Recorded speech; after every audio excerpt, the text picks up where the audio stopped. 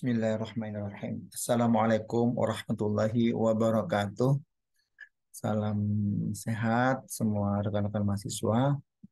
Baiklah, kali ini kita akan melanjutkan perkuliahan kita untuk mata kuliah em, manajemen sumber daya, ya, pekerjaan proyek konstruksi. Eh,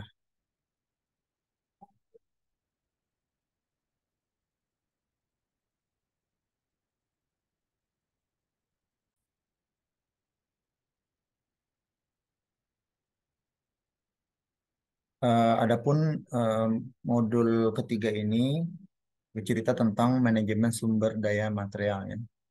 Lanjutan dari modul sebelumnya.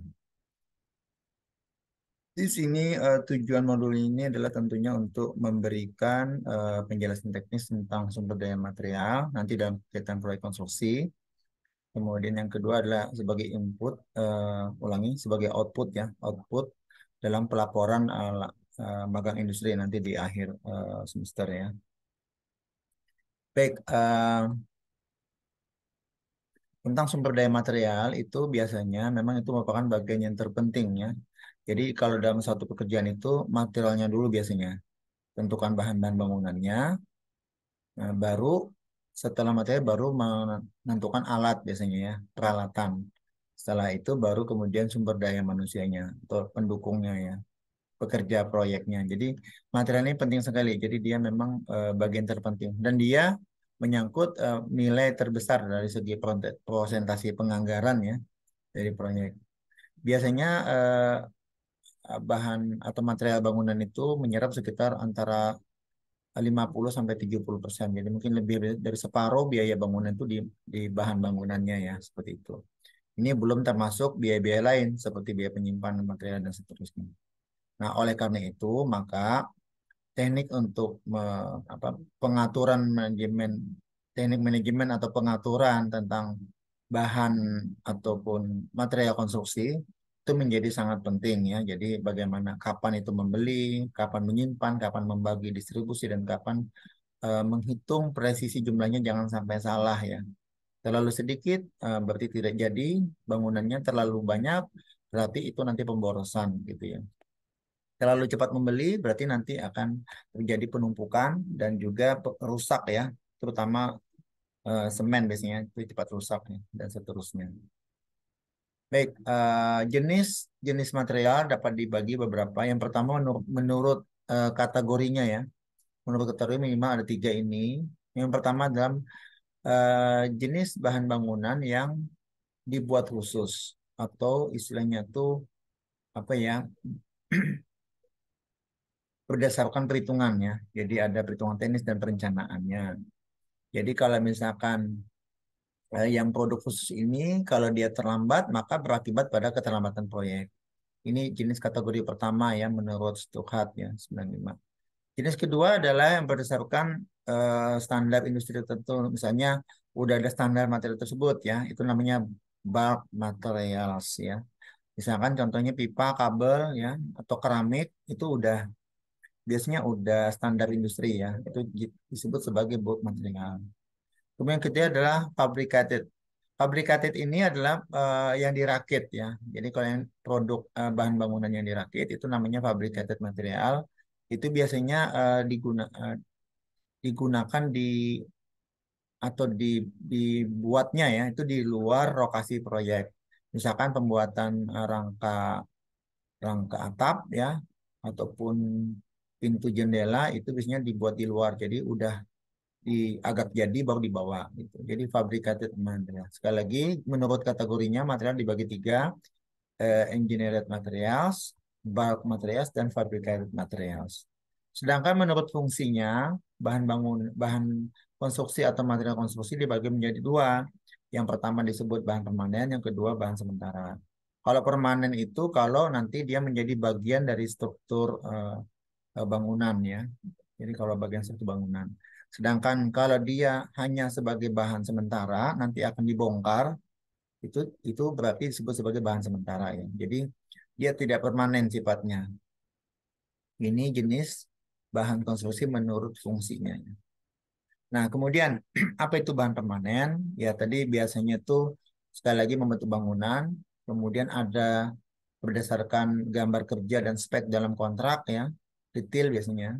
Kemudian ada rincian, jadi rincian spek bahan, rincian kualitas bahan, harus kelas sekian kayunya, harus campuran beton sekian. Kemudian ada uji coba, misalkan ada mix design ya, kalau beton, atau ada uji sambungan, ada pengujian parameter ya untuk suatu bahan diterima atau tidak. Misalkan uji kubus beton, itu berapa slamnya, berapa nilai kuat tekan betonnya, baru itu bisa diterima sebagai bahan. Nah, itu adalah bahan permanen itu sifatnya seperti itu. Sedangkan bahan sementara biasanya ini hanya bagian bangunan. Jadi bagian ini nanti akan dibuang ya atau disingkirkan.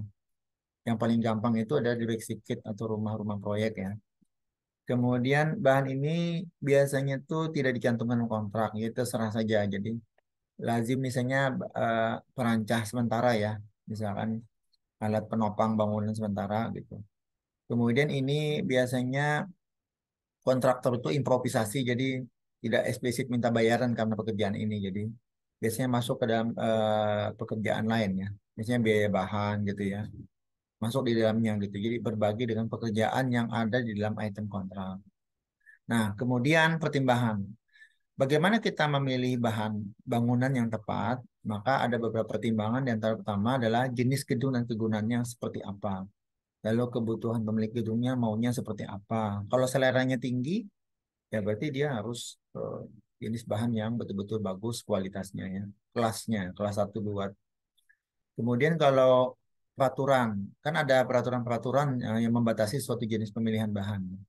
Kendala peraturan ini juga dan ketersampaian proyek ya. Kalau proyeknya itu susah diakses ya, sempit misalnya, maka hanya beberapa jenis material tertentu yang bisa. Misalnya cor beton ready mix itu tidak bisa menjangkau, maka tentunya campur di lokal ya. Bahan bahan campuran betonnya lokal, tidak bisa didatangkan ready mix. Atau terlalu jauh dari lokasi perkotaan, oke, menggunakan bahan lokal gitu ya. Misalnya penggunaan tanah uruk lokal, tidak perlu menggunakan tanah uruk dari luar lokasi karena terlalu sulit dijangkau. Lalu kemampuan dana dari proyek itu berapa? Dan terakhir itu adalah kebijaksanaan dalam jangka panjang dalam pemeliharaannya gitu ya. Ini juga menjadi pertimbangan suatu bahan bangunan itu cepat usang atau cepat berkarat dan seterusnya ya. Lalu kualitas. Nah, nanti ada perlu kontrol ya, kualitas material, ada beberapa variasi gitu ya. Kemudian ada namanya tuh minimal ya. Kalau disuruh membuat kosen dengan kualitas kayu kelas 2 misalnya, boleh kelas 2 boleh kelas 1. Jangan sampai kelas 3 gitu ya, yang kualitasnya di bawah. Itu sebagai contoh. Atau tulangan. Diminta tulangan biasa, jangan sampai eh, boleh tulangan biasa, boleh tulangan yang lebih baik. Jangan sampai tulangannya justru yang lebih jelek begitu ya. Ini pasti. Lalu perlu dilakukan namanya perkiraan ataupun estimasi ya. Estimasi kaitannya dengan penentuan biaya untuk alokasi sumber daya bahan serta memenuhi untuk peralatan yang akan digunakan. Jadi bahan itu bisa di apa namanya diberdayakan.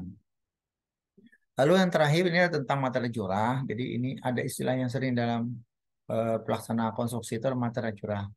Apa itu material curah? Itu adalah merupakan hasil produksi, ya. Jadi hasil pabrik sebetulnya ya. Pipa, instrumen-instrumen tertentu, kabel listrik, semen, dan seterusnya itu adalah material curah.